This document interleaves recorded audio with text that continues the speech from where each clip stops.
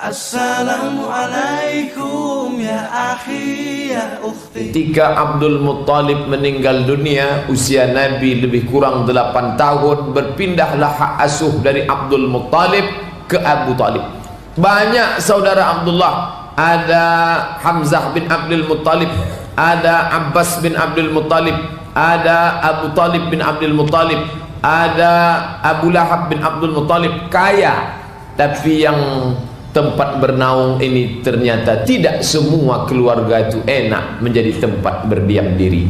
Tempat yang paling nyaman dirasakan Nabi adalah keluarga Abu Talib. Nama istri Abu Talib itu Fatimah, sama dengan nama istrinya yang nanti akan dia nikahi di belakang hari, yang akan dinikahi oleh anak Nabi, anak dari Abu Talib, yaitu Ali bin Abi Talib, juga akan menikahi Fatimah binti Muhammad sallallahu alaihi wasallam. Maka ketika Fatimah istri Abu Talib meninggal, apa kata Nabi sallallahu alaihi wasallam? Ketika banyak perempuan yang tak menyediakan kainnya untuk orang lain, engkau memberikan kainmu untukku. Ketika banyak perempuan yang tak mau memberikan makanannya untuk orang lain, engkau memberikan makananmu untukku. Padahal Abu Talib itu anaknya banyak. Berapa tahun dia dijaga oleh Abu Talib? Masya Allah, Bapak Ibu tentu tak pernah luput kisah bagaimana Abu Talib sayangnya kepada Nabi SAW, sampai keponakannya itu dia bawa berdagang ke negeri Syam. Perjalanan ke negeri Syam masirata syahrin, 1 bulan perjalanan. Dari dari Makkah Al-Mukarramah ke negeri Syam 1 bulan. Ini keponakan anak saudara kandung dibawa berniaga. Barang sudah siap, mau dia akan dijual, tapi begitu mereka bernaung di sebuah tempat peribadatan yang disebut dengan Som'ah, maka keluarlah pendeta Bahira. Bahira seumur hidupnya tak pernah keluar, dia hanya menerima makanan karena dia sudah mengkhususkan dirinya untuk beribadah. Begitu orang zaman dulu, khusus diri untuk beribadah. Inilah cikal bakal kependetaan yang tidak menikah dan tidak bekerja, hanya makan secukupnya, itu pun dikirimi oleh orang. Lalu kemudian saat itu dia keluar, padahal sebelumnya dia tak pernah keluar. Dia bertanya, ini anak ini siapa? Lalu Abu Talib menjawab, ibni, ini anak saya. Kata Bahira, kalau benarlah kitab yang aku baca, sesungguhnya anak ini sudah yatim sebelum dia dilahirkan ibunya. Saat itu sadarlah Abu Talib bahwa yang bicara dengan dia saat itu bukan manusia biasa. Saat itu kata Abu Talib, memang benar ini anak saudaraku, bukan anak kandungku. Lalu ada apa? Kata Bahira, bawalah dia kembali ke tempat tinggal aslimu, karena bila kau bawa dia ke negeri Syam, khawatir di sana banyak Yahudi akan membunuhnya, karena mereka menantikan Nabi terakhir, dan yang mereka nantikan itu adalah pihak dari keturunan Ibrahim, punya anak Ishak, Yakub, Yusuf, sampai ke bawah. Mereka amat sangat tidak berharap bahwa Nabi terakhir itu datang dari keturunan Ismail. Sebegitu dekat pengenalan Abu Talib dengan Nabi SAW. Pada masa genting, yang dijadikan mediator untuk membujuk Nabi adalah Abu Talib. Datang pembesar-pembesar Quraisy, hai Abu Talib, pujuk keponakanmu itu, apapun yang dia mau kami akan beri. Datanglah Abu Talib dengan jiwa kebapakan dan kelembutannya. Ya Muhammad, mereka mengatakan apapun yang kau mau mereka akan beri asal kau berhenti. Maka keluarlah jawaban Nabi SAW, wallahi ya ammi, demi Allah wahai pamanku, law wada'u syamsa fi yamini, andai mereka letakkan matahari di sebelah kananku, wal qamara fi yasari, mereka letakkan bulan di sebelah kiriku, ala an atruka hadzal amr, supaya aku tinggalkan perkara ini, ma taraktu, aku tak akan tinggalkan sampai kapanpun. Maka pada saat itu mereka segan untuk membunuh Nabi. Kenapa? Karena dia keponakan seorang Abu Talib, anak Abdul Muttalib, anak Hashim, anak Abdi Manaf, anak Qusay. Qusaylah yang dulu mendirikan Darun Nadwah, kepala suku, orang terhormat Orang Makkah tidak punya lembaga adat tempat berkumpul sebelum Qusay lahir. Ketika Qusay lahir, maka Qusay membuat dar artinya rumah, nadwah, rumah lembaga adat tempat bertemu membahas segala macam permasalahan. Dan mereka suku Quraisy asli, cucu cicit dari Adnan, merupakan keturunan Ismail, anak kandung Ibrahim alaihissalam. Menetes darah Ibrahim, menetes darah Ismail dalam diri Abu Talib. Perjuangan hidupnya Masya Allah. Lalu tempat bernaung, tempat bergantung, tempat minta tolong, inilah meninggal dunia. Bayangkan sedihnya. Andai kita kehilangan ayah kandung, mungkin sedih. Tapi ketika ada orang lain yang layak seperti ayah kandung, tak pernah Nabi SAW melihat ayah kandungnya. Walamma tamma min hamlihi syahrani ala aqwalil ashhuril aqwalil marwiyah. Ketika sempurnalah hamil ibunya 2 bulan, tufiya bil madinatil munawwarati abuhu Abdullah, maka meninggallah bapaknya di Madinah al-Munawwarah. Abdullah meninggal pada saat dia membawa barang dagangan. Pada saat itu Aminah sedang hamil 2 bulan. Begitu yang disebutkan dalam syair Al-Barzanji yang selalu kita baca. Sejak itu pula lah Nabi SAW tak mengenal sosok seorang ayah. Maka kalau disebut kata ayah, kalau kita sebut kata ayah, yang terbayang di mata kita adalah ayah kita. Tapi kalau disebut kata ayah, maka yang terbayang di wajah Nabi bukan Abdullah, tapi Abu Talib. Pada saat itulah meninggal Abu Talib.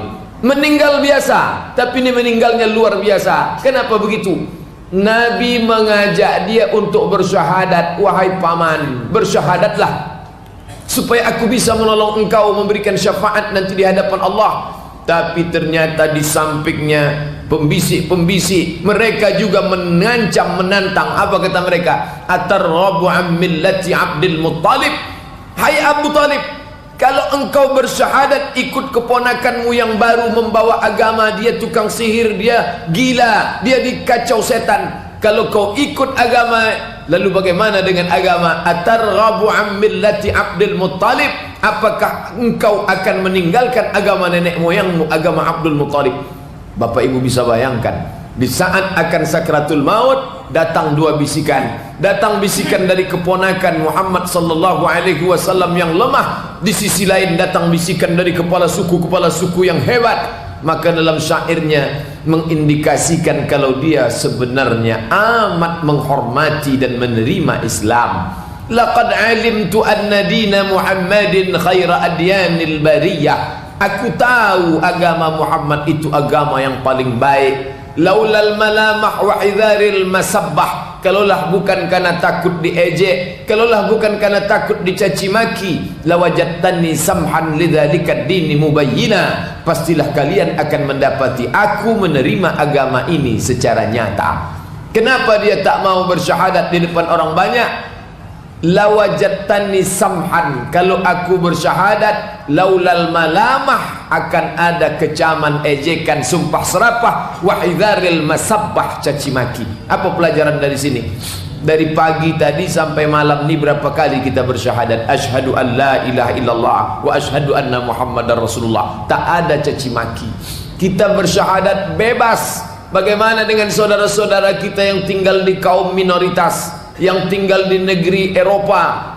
Memang betul sebagiannya banyak kaum muslim, tapi yang bekerja di tempat, perempuan bekerja di tempat non muslim tak boleh pakai jilbab, wajib berfoto membuka aurat, tidak boleh melaksanakan solat fardu 5 waktu.